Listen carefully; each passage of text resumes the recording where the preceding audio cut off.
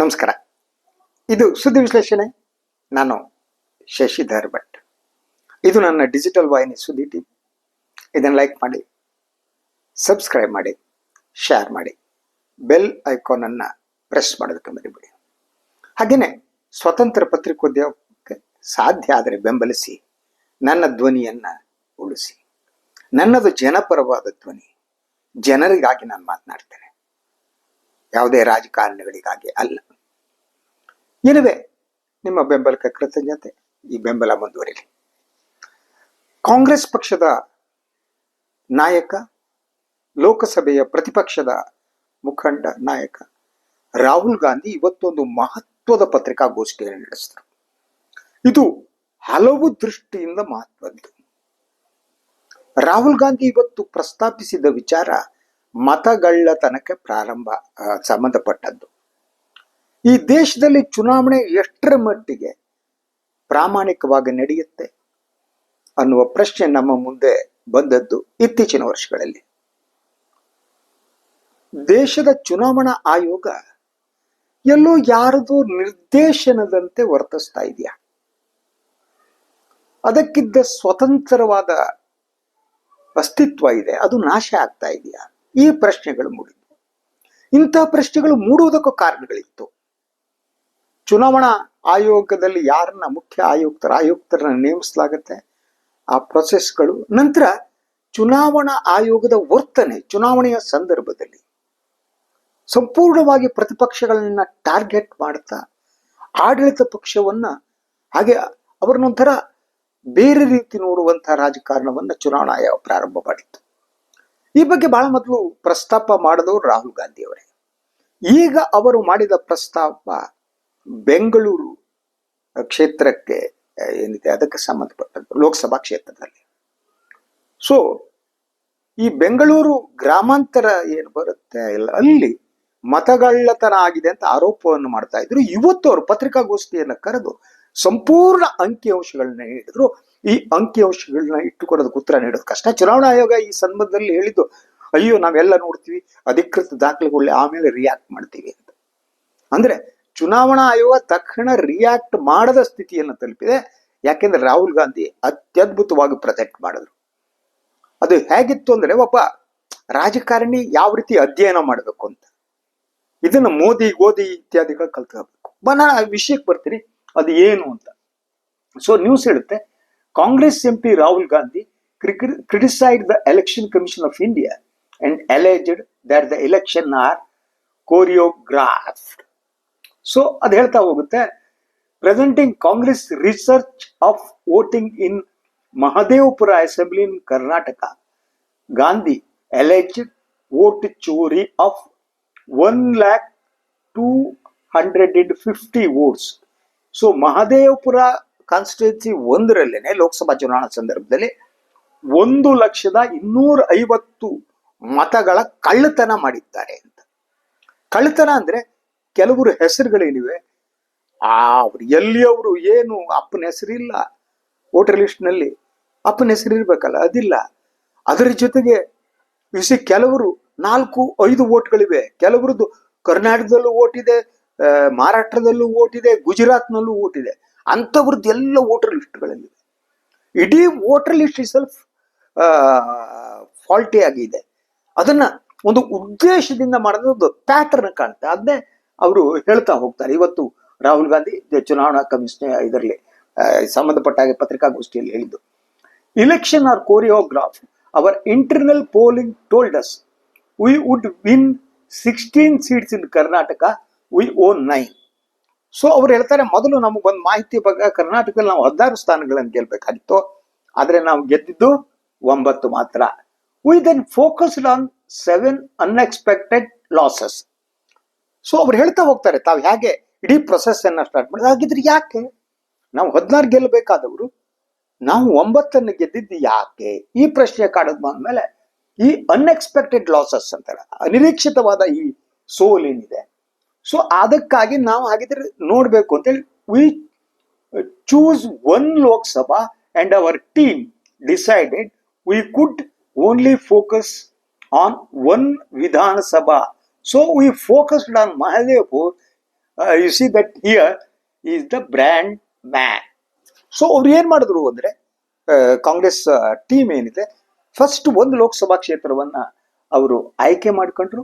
ಅದರಲ್ಲಿ ಮಹದೇವಪುರ ಏನಿದೆ, ಆ ಮಹದೇವಪುರ ಕಾನ್ಸ್ಟಿಟ್ಯೂನ್ಸಿ ಒಂದು ವಿಧಾನಸಭಾ ಕ್ಷೇತ್ರದಲ್ಲಿ ನೋಡೋಣ ಯಾವ ರೀತಿ ಆಗಿದೆ ಅಂತ ಅವರು ಇದು ಮಾಡಿದ್ರು, ಫೋಕಸ್ ಮಾಡಿದ್ರು. ಸೊ ಈ focused on Mahadevapura. Here is the brand man. All data is 2024 data from the election commission. ನಾವೇನ್ ಡೇಟಾ ಕಲೆಕ್ಟ್ ಮಾಡಿದ್ದೀವಿ ವೋಟರ್ ಹಿಸ್ಟ್ರಿ ಸಂಬಂಧಪಟ್ಟಾಗೆ, ಅದು ಇಲೆಕ್ಷನ್ ಕಮಿಷನ್ ಇಂದ ನಾವು ಸಂಗ್ರಹಿಸಿದ ಡೇಟಾ. Total votes polled in the Lok Sabha were 6.26 lakh. ಈ ಕ್ಷೇತ್ರದಲ್ಲಿ ಈ ಲೋಕಸಭಾ ಕ್ಷೇತ್ರದಲ್ಲಿ ಒಟ್ಟು 6.26 ಲಕ್ಷ ಮತಗಳೇನಿವೆ ಅದು ಚಲಾವಣೆ ಆಗಿದ್ದು. The BJP own with 6,58,915.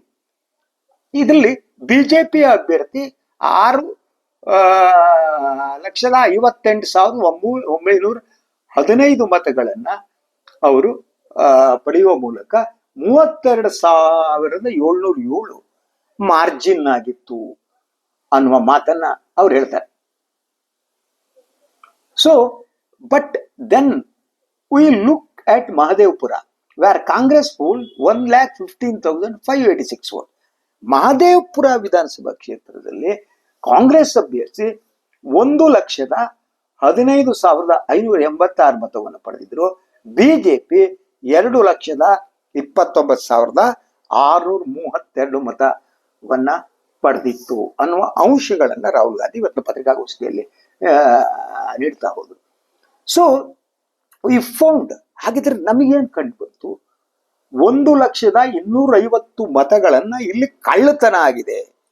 ಈ ಮತಗಳ್ಳತನವನ್ನ ಬಿಜೆಪಿ ಅಭ್ಯರ್ಥಿಯ ಪರವಾಗಿ ಮಾಡಲಾಗಿದೆ ಅನ್ನುವ ಅಂಶಗಳು ಬೆಳಕಿಗೆ ಬಂತು ಅಂತ ಹೇಳ್ತಾ ಅವರು ವಿವರಿಸ್ತಾ ಹೋಗ್ತಾರೆ. ಸ್ಟೋಲನ್ ಇನ್ 5 ಡಿಫರೆಂಟ್ ವೇಸ್. ಈ ಮತಗಳ್ಳತನವನ್ನ ಬಿಜೆಪಿ ಅದನ್ನ ಯಾವ್ಯಾವ ರೀತಿ ಅಂತ ಇನ್ನು 5 ಡಿಫರೆಂಟ್ ವೇಸ್, 5 ರೀತಿಯ ವಿಧಾನಗಳಲ್ಲಿ ಮತಗಳ್ಳತನವನ್ನ BJP did it. Duplicate voters, ಒಂದು duplicate voters. You see that fake and invalid addresses. Duplicate voters, ಅದರ ಜೊತೆಗೆ ಫೇಕ್ ಅಂಡ್ ಇನ್ವ್ಯಾಲಿಡ್ ಅಡ್ರೆಸಸ್. ಅವರ ಯಾರು ಮತದಾರರಿದ್ದಾರೆ ಅವರ ಅಡ್ರೆಸ್ಸು ಸುಳ್ಳು, ಇಲ್ಲ fake. So fake and invalid addresses and bulk votes in a single address. ಒಂದೇ address ವಿಳಾಸ, ಅದ್ರಲ್ಲಿ ಬಲ್ಕು ಹಲವು ಮತಗಳು ಒಂದೇ ವಿಳಾಸ. ಸೊ ನೋಡಿ ಇದು ಹೇಗೆ ಎಂತ ಸಿಸ್ಟಮೆಟಿಕ್ ಆಗಿ ರಿಗ್ ಇಲೆಕ್ಷನ್ ಏನಿದೆ ತಮ್ಮ ಪರವಾಗಿ ಮಾಡಿಕೊಂಡಿದ್ದು ಅಂತ. So on A building with 5 to 60 people living, but when we go there, no record of those people living there. ಒಂದು ಅಡ್ರೆಸ್ ಕೊಡ್ಲಾಗಿತ್ತು, ಅಲ್ಲಿ 50-60 ಜನ ಅಲ್ಲಿ ಇದ್ದಾರೆ ಅನ್ನೋದಕ್ಕೆ. ಬಟ್ ಅಲ್ಲಿ ನೋಡಿದ್ರೆ, ಅಲ್ಲಿ ಹೋಗಿ ವಸ್ತುಸ್ಥಿತಿ ನೋಡಿದ್ರೆ ಅವ್ರು ಇಲ್ವೇ ಇಲ್ಲ, ಅವ್ರ ಅಡ್ರೆಸ್ಸೇ ಅಲ್ಲ, ಇನ್ಯಾರ್ದು address.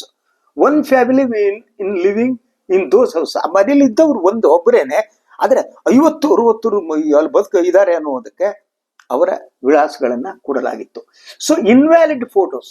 Then one misuse of form 6 ಅಂತ ಇರುತ್ತೆ. ಅದರ ಮಿಸ್ಯೂಸ್ ಹೇಗೆ ನಡೆದಿದೆ ಅಂದರೆ, ಫೋಟೋ ಇಟ್ ಸೆಲ್ಫ್ ಇನ್ವ್ಯಾಲಿಡ್, ಅನಧಿಕೃತ ಫೋಟೋನೇ ಅಧಿಕೃತವಾಗಿಲ್ಲ. Form 6 allowed new people to become voters. So form 6 ಪ್ರಕಾರ ಹೊಸ ವೋಟರ್ಸ್ಗಳು ಮತದಾರರಾಗಿ ಲಿಸ್ಟ್ ಆಗ್ತಾರೆ. ಸೊ ಆದ್ರೆ ಇಲ್ಲಿ ಆಗಿದೆ ಬೇರೆ. Rahul Gandhi said that anti-incumbency hit every party but the BJP, which was seen in the Haryana and Madhya Pradesh polls. He said anti-incumbency hits every single party in every democracy. ಸಾಧಾರಣವಾಗಿ ಒಂದು ಸರ್ಕಾರ ಇದ್ದಾಗ ಆ ಸರ್ಕಾರದ ವಿರೋಧಿ ಮನಸ್ಥಿತಿ ಇರೋದು ಬಹಳ ಸಹಜವಾದದ್ದು. ಆದರೆ ಇಲ್ಲಿ ವ್ಯತಿರಿಕ್ತ, ಬಿಜೆಪಿ ಆಡಳಿತ ನಡೆಸುವಂತ ಇದರಲ್ಲಿ ವ್ಯತಿರಿಕ್ತ. There was a time in India with no EVMs, people vote on one day.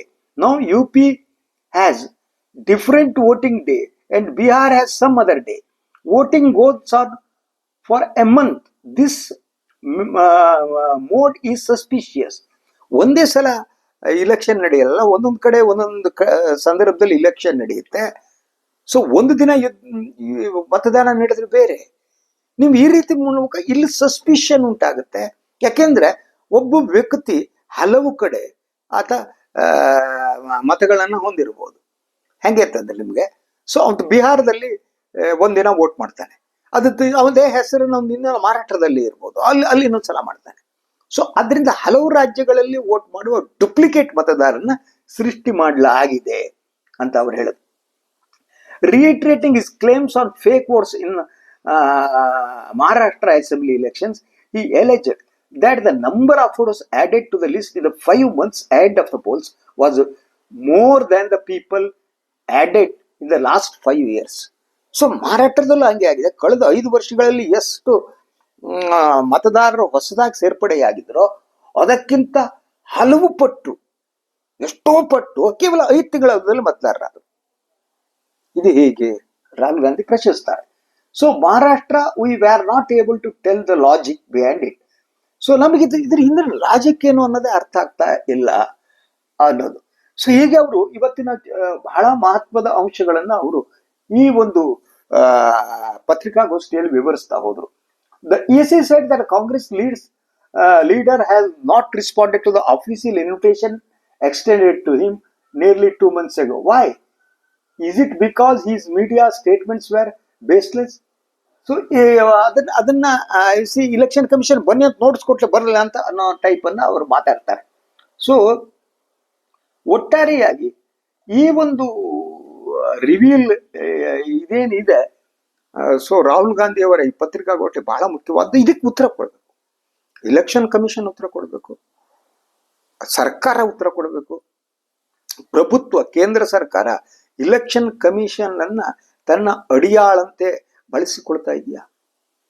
ಇದ್ದಕ್ಕಿದ್ದ ಹಾಗೆ ಬಿಜೆಪಿ ಪರವಾಗಿ ಹೇಗೆ ಮತದಾರ ಪಟ್ಟಿ ಪರಿಷ್ಕರಣಗೊಳ್ಳುತ್ತೆ? ಹೊಸ ಹೆಸರುಗಳು ಇದ್ದಕ್ಕಿದ್ದ ಹೇಗೆ ಸೇರ್ಪಡೆ ಆಗ್ತವೆ? ಒಬ್ಬನೇ ವ್ಯಕ್ತಿ ಹಲವು ಕಡೆ ಒಬ್ಬನೇ ವ್ಯಕ್ತಿ ಹೇಗೆ ಮತದಾರರ ಪಟ್ಟಿಯಲ್ಲಿರ್ತಾನೆ? ಹಾಗೇನೆ ಫೇಕ್ ಫೋಟೋಗಳು.